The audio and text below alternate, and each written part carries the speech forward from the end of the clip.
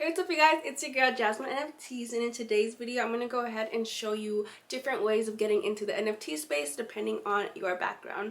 I also wanted to go ahead and just say I'm super excited about this video because there's a lot of new people who don't really understand, where to go or where they belong. If you're an artist, if you're a developer, if you're, looking into being a collector.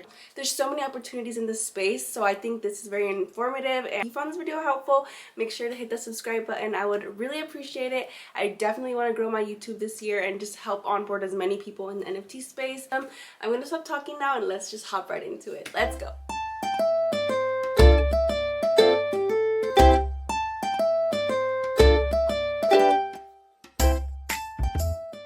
I wanted to go ahead and talk about is being a collector in the NFT space. What does it mean to be a collector in the NFT space? A collector is, buying the digital art, buying one-of-ones, buying different projects, buying rares from different projects. I think of collecting long-term, just like with the baseball cards or with Pokemon cards. A lot of people collect those cards and they wait until that card becomes super valuable in 10 years, 15 years, 20 years. So same thing with collectors. They believe in a project, they're gonna go ahead and buy what they believe in and hold it. They're also known as diamond handing their projects. It does pay off in the long run because they obviously held it for a long time, and we even see that with the Bored Apes right now. There's people who collected it.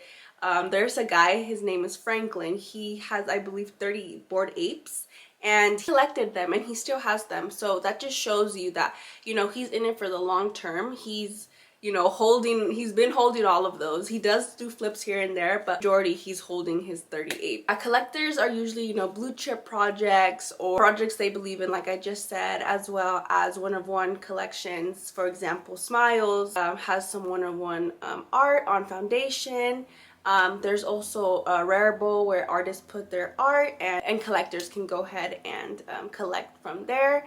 And even just supporting smaller artists, like I myself, I have collected from a couple artists that are not, very known, but I want to support them, and I liked the art, so I collected it for myself for my own collection. Usually when people collect a 10K project, they want to go ahead and look for more NFT that, resonates with them, or they go for an NFT that, rare, quote unquote, or is higher rank. So there's definitely different ways people go about it, but overall those are some of the things to be categorized as a collector. I'm gonna go ahead and talk about the flippers. The flippers in the NFT space like to be in and out of a project. Probably buy off secondary at 0.2 and then they later on flip it at 0.4 the next day or something. There's nothing wrong with flipping.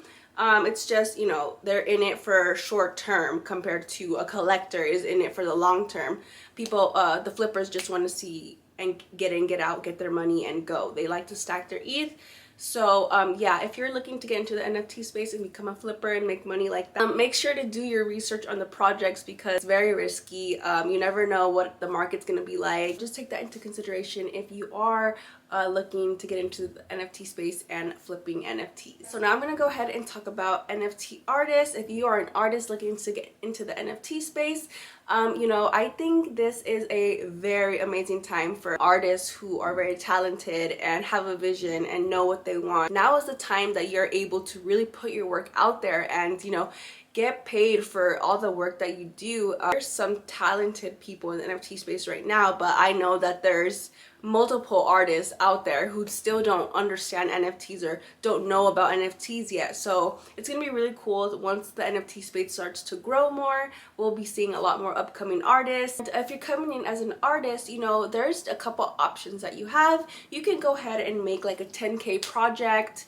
build a community through that way. You might need a team if you're doing a 10K project. If you're an artist and you don't know like all about smart contracts and stuff like that, then yes, you might need a team. However, there's definitely other ways around it. You can go ahead and do one-on-one art. You can apply on Foundation or you can apply on Rarible, and you are allowed to your art out there for others to see.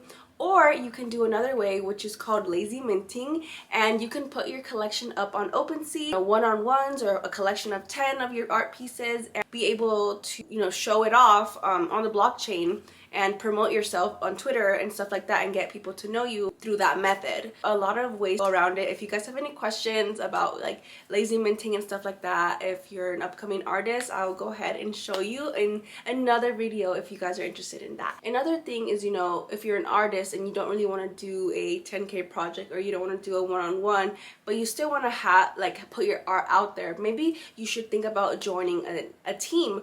You know, I believe 8 Kids Club did this. They hired a artist. The last one, you guys, is, you know, just bringing your jobs of Web 2 into Web 3. If you are a, you know, accountant, if you are a lawyer, if you are a marketer, if you are a developer, you know how to do smart contracts and all of that, like Web 3 is waiting for you guys. A lot of people are looking for lawyers, looking for accountants for their NFT tax season, or looking for developers, you know, to help launch their project. There's so much opportunity in this space. It's just all about doing your research, you know, trying to see where you fit in. Don't be closed-minded about Web3. Make sure to do your research. I'm very bullish on Web3, on NFTs, and just like the whole community in general. I believe, you know, this is just the beginning. A lot of people feel a little iffy about NFTs, but I believe that like little by little, everyone's gonna start adapting them into their lives, and that's definitely gonna happen. It's not an if, but more like a win. That's pretty much it. I just kind of wanted to break down like different ways to get into the NFT space depending on your background. If you guys have any more questions, please let me know, and if you have any topics you would like me to cover, also let me know. I'm happy to help. And yeah, thank you so much again for watching. I'll see you guys in the next one. Bye.